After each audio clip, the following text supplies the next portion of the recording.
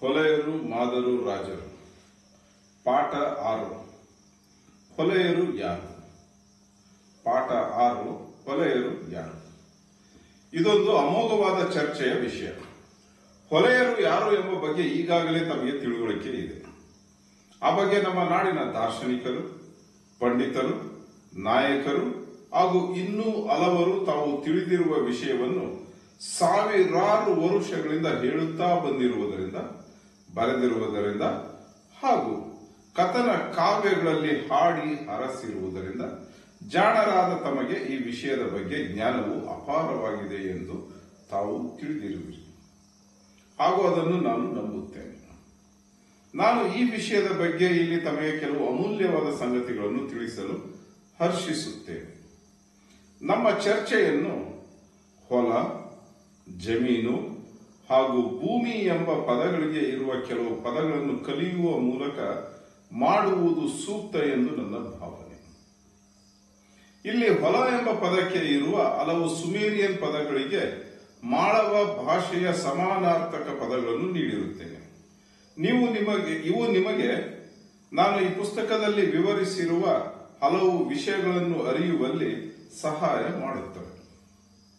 ಅಮುಸ್ಡ್, Sumerian ಪದ ಅಮುಸ್ಡ್.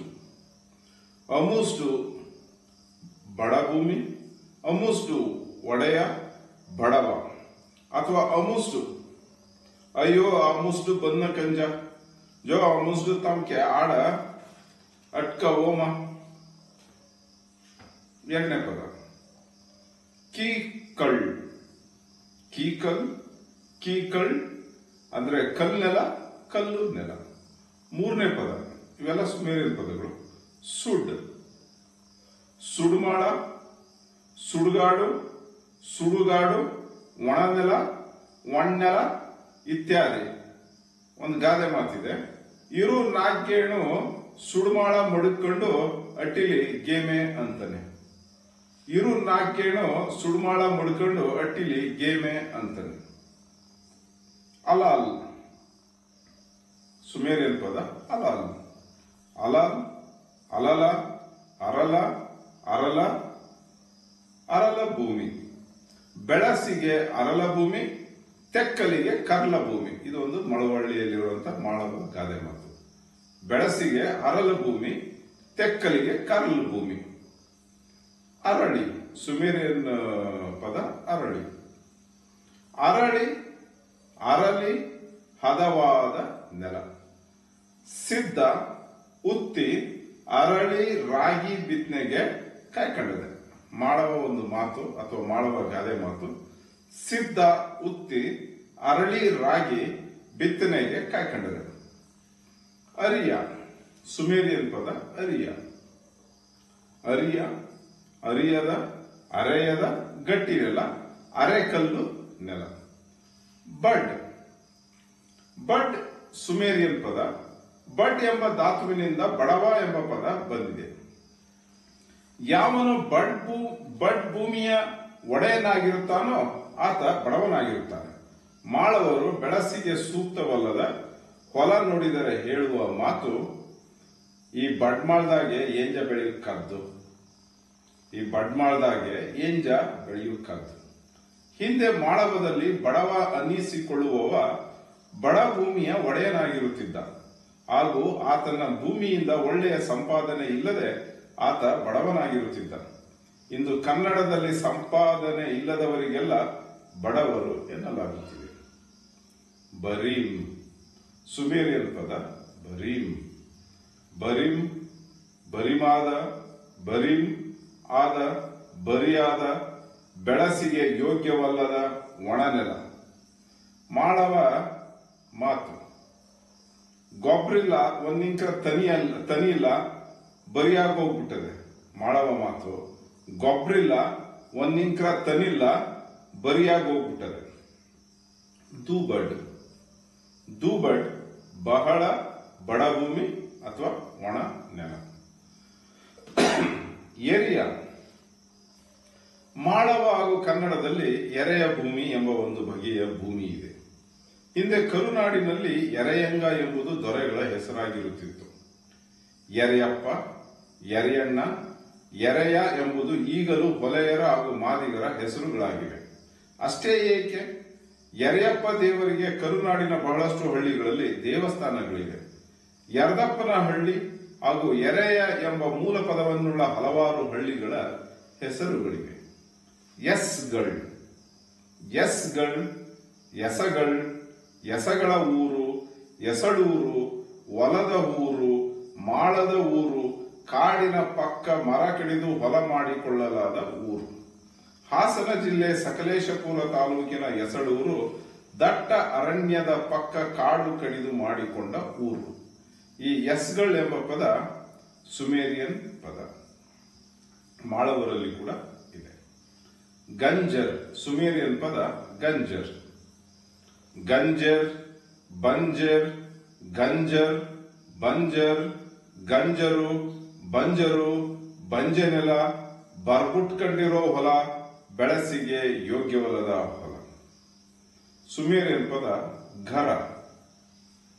ಭರ, ಗರ್ಬಡ್, ಬರ್ಬಡ್, ಗರ್ಬಡ್ದ, ಬರ್ಬಡ್ದ, ಬೆಳಸಿಗೆ ಯೋಗ್ಯವಲ್ಲದ ಹೊಲ, ಬರ್ಬುಟ್ಕೊಂಡಿರೋ ಹೊಲ.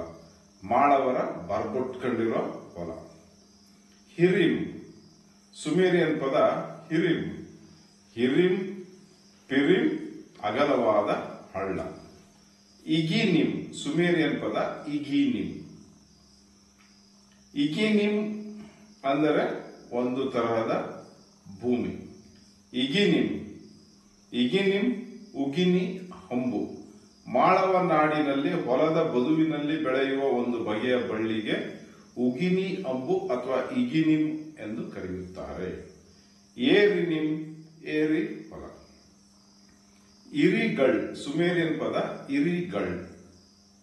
ಇರಿಗಳ್, ಇರಿಗಳ್, ಊರುಗಳ್, ಇರಬಹುದಾದ ಊರುಗಳಲ್ಲಿ ಶ್ರೇಷ್ಠವಾದ ಊರು, ಊರಲ್ಲಿ ಪ್ರಮುಖವಾದ ಭೂಮಿ, ಸ್ಮಶಾನ, ಎಣಿನ ಮಾಳ.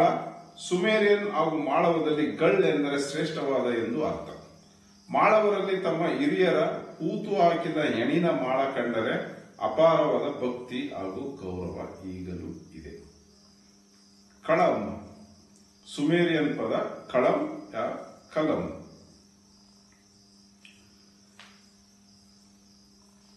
ಕನಾಂಗ್, ಕನಾಂಗ್, ಸುಮೇರಿಯನ್ನರ ನಾಡು.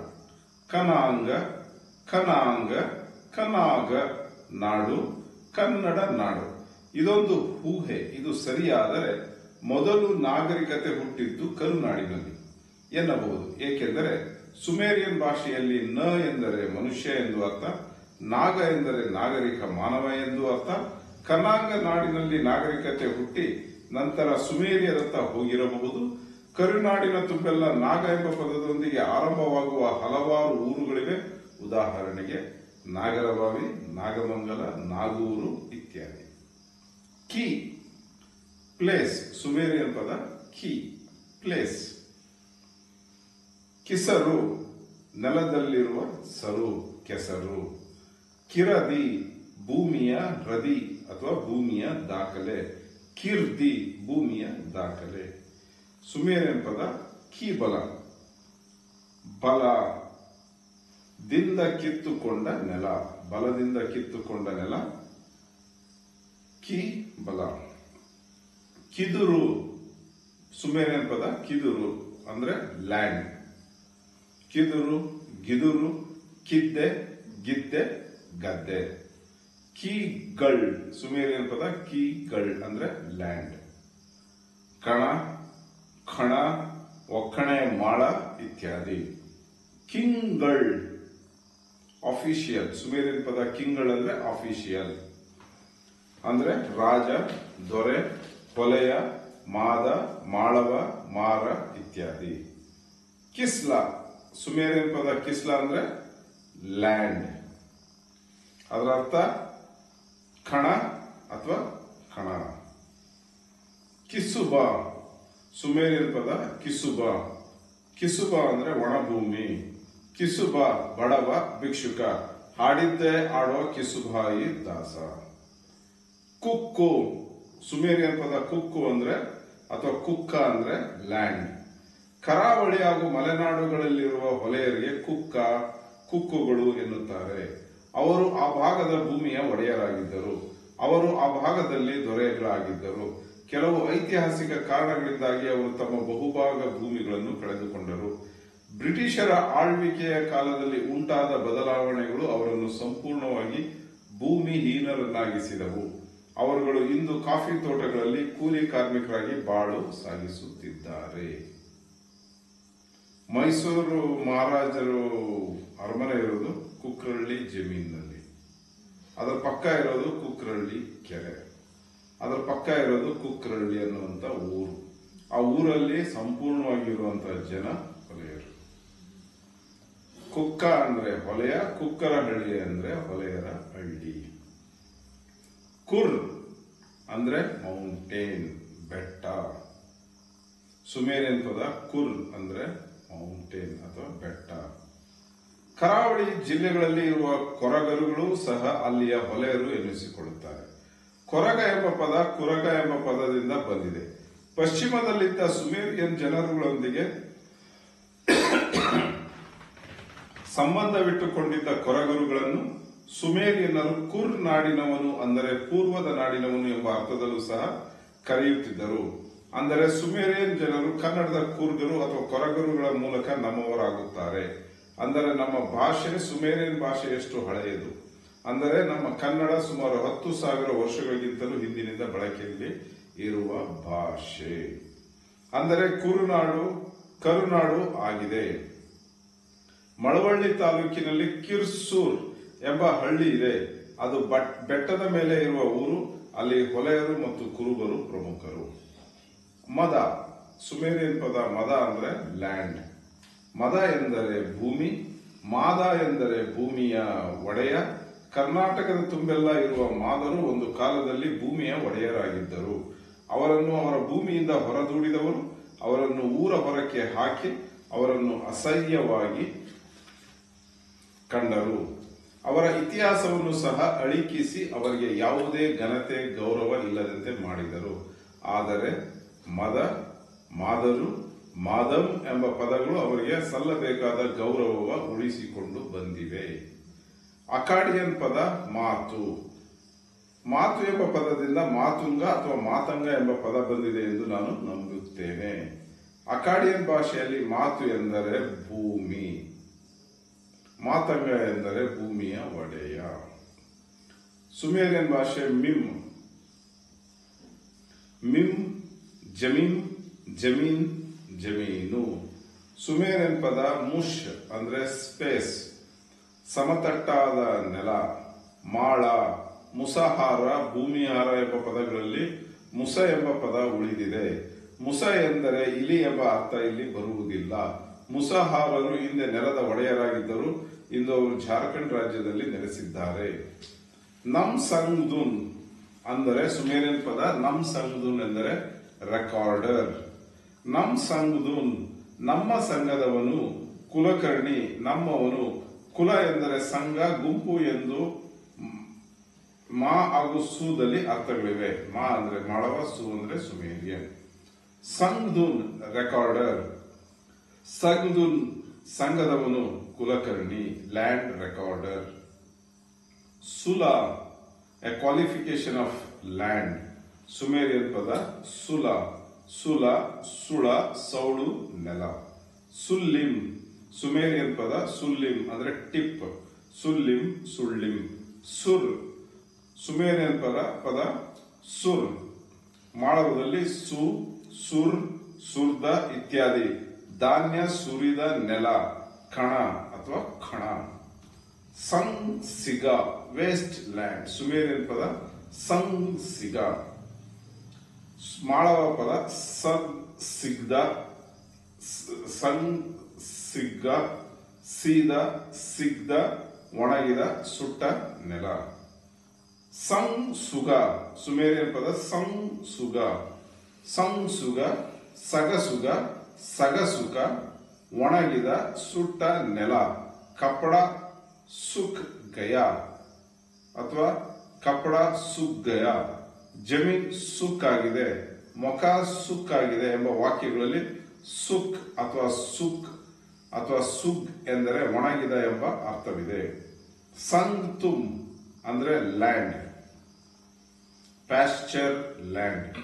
ಉ ಎಂದರೆ ಲ್ಯಾಂಡ್, ಸುಮೇರಿಯನ್ ಭಾಷೆಯಲ್ಲಿ ಉ ಎಂದರೆ ಲ್ಯಾಂಡ್, ಉತ್ತ ನೆಲ. ಉಗು, ಸುಮೇರಿಯನ್ ಪದ ಉಗು ಎಂದರೆ ವಾಟರಿಂಗ್ ಪ್ಲೇಸ್. ಮಾಳವದಲ್ಲಿ ಉಗು, ಉಕು, ಉಗ್ಗು, ಉಕ್ಕು ಎಂಬ ಪದಗಳು ಅದೇ ಅರ್ಥವನ್ನು ನೀಡುತ್ತವೆ. ಉಕ್ಕುರುಗುಡ್ಡೆ ಹೊಲ ಎಂಬ ಹೊಲಮಾಳ ಮಳವಳ್ಳಿ ತಾಲೂಕಿನ ಅಳಸಳ್ಳಿಯಲ್ಲಿ ಇದೆ. ಉಗು ನೆಲ ನೀರಾವರಿ ಚೆನ್ನಾಗಿ ಇರುವ ಜಮೀನು. ಉರಸ್ ಎಂದರೆ ಸುಮೇರಿಯನ್ ಭಾಷೆಯಲ್ಲಿ ಅರ್ತ್, ಉರಸ್ ಮಾಳವದಲ್ಲಿ ಉರಸ್. ಉಸುಸ್ ಸುಮೇರಿಯನ್ ಪದ ಉಸುಸ್. ಉತ್ತೆ ಸುಮೇರಿಯನ್ ಪದ ಉತ್ತೆ, ಮಾಳವ ಪದ ಉತ್ತೆ, ಉತ್ತಿದ ಭೂಮಿ. ಸುಮೇರಿಯನ್ ಪದ ಜೆ ಅಂದ್ರೆ ಡರ್ಟ್, ಮಾಳವದಲ್ಲಿ ಝೆ ಜಗತ್ತು, ಜಮೀನು.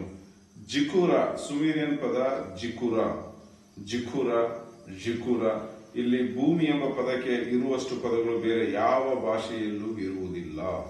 ಹೊಲೆಯರ ಹಾಗೂ ಮಾದಿಗರ ಭಾಷೆಯಾಗಿದ್ದ ಈ ಮಾಳವ ಭಾಷೆಯಲ್ಲಿ ಅಥವಾ ಸುಮೇರಿಯನ್ ಭಾಷೆಯಲ್ಲಿ ನಾವು ಇಷ್ಟೊಂದು ಪದಗಳನ್ನು ಕಾಣುತ್ತೇವೆ. ಈ ಪದಗಳ ಅಧ್ಯಯನದಿಂದ ನಾವು ಹಿಂದೆ ಹೊಲೆಯರು ಹಾಗೂ ಮಾದಿಗರು ನೆಲದ ಒಡೆಯರಾಗಿದ್ದರು, ಜಮೀನುದಾರರಾಗಿದ್ದರು, ದೊರೆಗಳಾಗಿದ್ದರು ಅಥವಾ ರಾಜರಾಗಿದ್ದರು ಎಂದು ಅರಿಯಬಹುದು. ಧನ್ಯವಾದಗಳು.